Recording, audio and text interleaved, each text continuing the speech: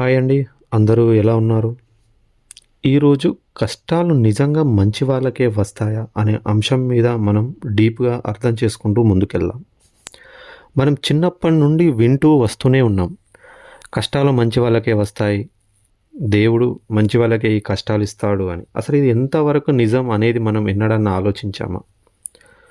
అయితే మనం కొంచెం అర్థం చేసుకుంటే అసలు కష్టాలంటే ఏంటి? ముందు ఆ డెఫినిషన్ మనకు క్లారిటీ వచ్చినప్పుడు అవి మంచి వాళ్ళకొస్తాయా? చెడ్డ వాళ్ళకొస్తాయా? అనేది మనము ఆ విషయం గురించి తెలుసుకోవచ్చు. నా ఒపీనియన్ ప్రకారం నువ్వు ఉన్న స్థితిలో నువ్వు దానిని ఎదుర్కోలేనప్పుడు నీకు అది కష్టంలా అనిపిస్తుంది. అంటే నీకొక 1,00,000 కావాలి. కానీ నీ జీతం నెలకు 10,000 అనుకో. నీకది కష్టం. నువ్వు ఉన్న స్థితిలో అది నీకు కష్టం. కానీ నువ్వు అనుకోకుండా ఒక బిజినెస్ పెట్టావు. నీకు నెలకు 1,00,000 సంపాదించే అటువంటి స్థితికొచ్చావు. అప్పుడు అది నీకు కష్టం కాదు. ఇలా నీ ప్రెజెంటు నువ్వున్న స్థితిలో నీ వల్ల కానిదే కష్టం. అలా చూసుకుంటూ పోతే ఒక తాగుబోతున్నాడు. వాడికి రోజు తాగడానికి డబ్బులు కావాలి. కానీ ఒకరోజు తాగడానికి వానికి డబ్బులు లేకపోతే వానికి అది కష్టమే. వాడు కూడా ఎంతో బాధపడతాడు. నాకు తాగడానికి డబ్బులు లేవని. ఇక్కడ పాయింట్ ఏంటంటే కష్టం అనే దానికి డెఫినేషన్ ఎవరికి నచ్చినట్టు వారు ఇచ్చుకుంటూ వారు దాన్ని కష్టంగా భావిస్తున్నారు. ఒక కుటుంబంలో పిల్లలకు స్కూల్ ఫీ కట్టకపోవడానికి, కట్టలేకుండా ఉండడానికి ఒకవేళ ఆ స్థితిలో వారు ఉంటే అది వాళ్ళ కష్టమే.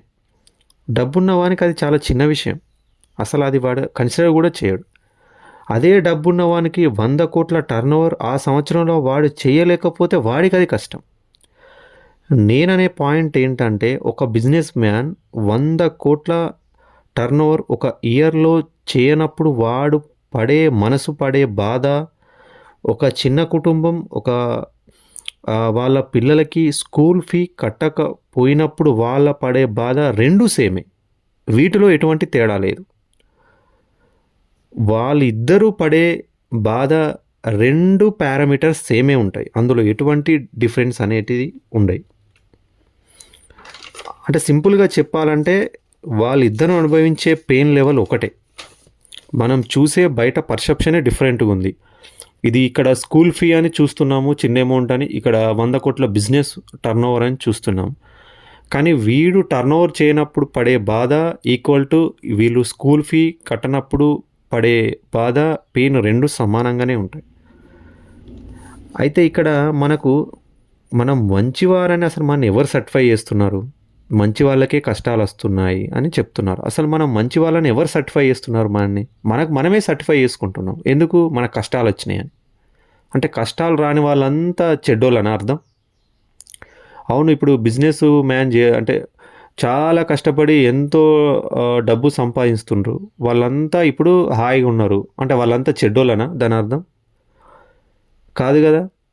అంటే ఇక్కడ మనం చూసే విధానం మనని చిన్నప్పటి నుండి మంచి వాళ్ళకే కష్టాలు వస్తాయని మనని అదే జోన్లో మనని పడేస్తున్నారు. జీవితంలో వచ్చే కష్టాలు మనం యాక్సెప్ట్ చేయడం ముందు మనం నేర్చుకోవాలి.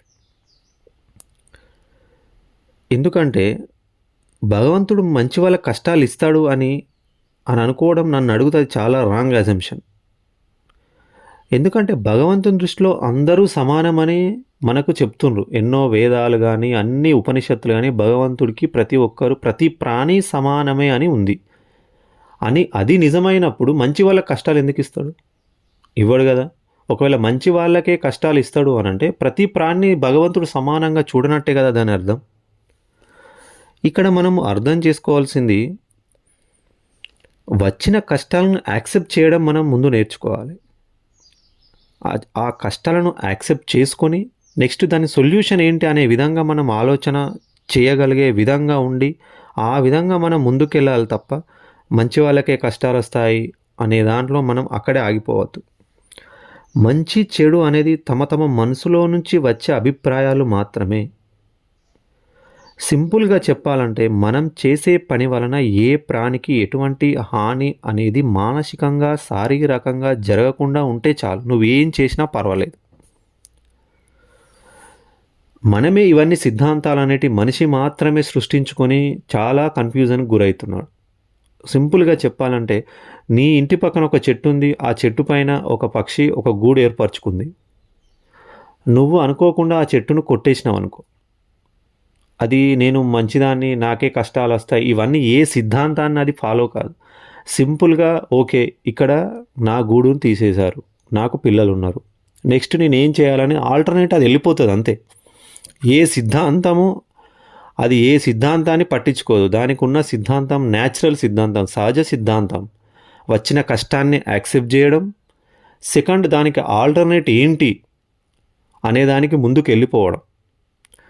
కొన్ని జీవితంలో భరించలేనటువంటి కష్టాలొస్తాయి కావచ్చు. కానీ దాన్ని యాక్సెప్ట్ చేసి దానికి ఉన్న స్థితిలో ఆల్టర్‌నేట్ ఏంటి అనేది మనం ముందుకెళ్ళే విధంగానే ఉండాలి. ఆ విధంగా ఉంటేనే మన జీవితం అనే ప్రయాణం ఒక్కొక్క అడుగు ముందుకేసుకుంటూ వెళ్తాం. లేదా మంచి వాళ్ళకే కష్టాలొస్తాయి అని నువ్వు అక్కడికే నీ జీవితాన్ని ఫుల్ స్టాప్ పెట్టుకోవద్దు. పక్షి తన సహజ సిద్ధాంతాన్ని అది ఫాలో అయితుంది. అది ఏ సిద్ధాంతాన్ని ఫాలో కాదు. వచ్చిన కష్టాన్ని సింపుల్‌గా యాక్సెప్ట్ చేస్తుంది. నా గూడు ఇక్కడ లేదు. యాక్సెప్ట్. నెక్స్ట్ నేనేంటి? నా పిల్లలున్నారు. నేనేంటి? ఆల్టర్‌నేట్‌గా నేను ఎటు వెళ్ళాలి? అనే దాని గురించే దాని గమనం తప్ప వేరే ఏ సిద్ధాంతాన్ని అది ఫాలో కాదు.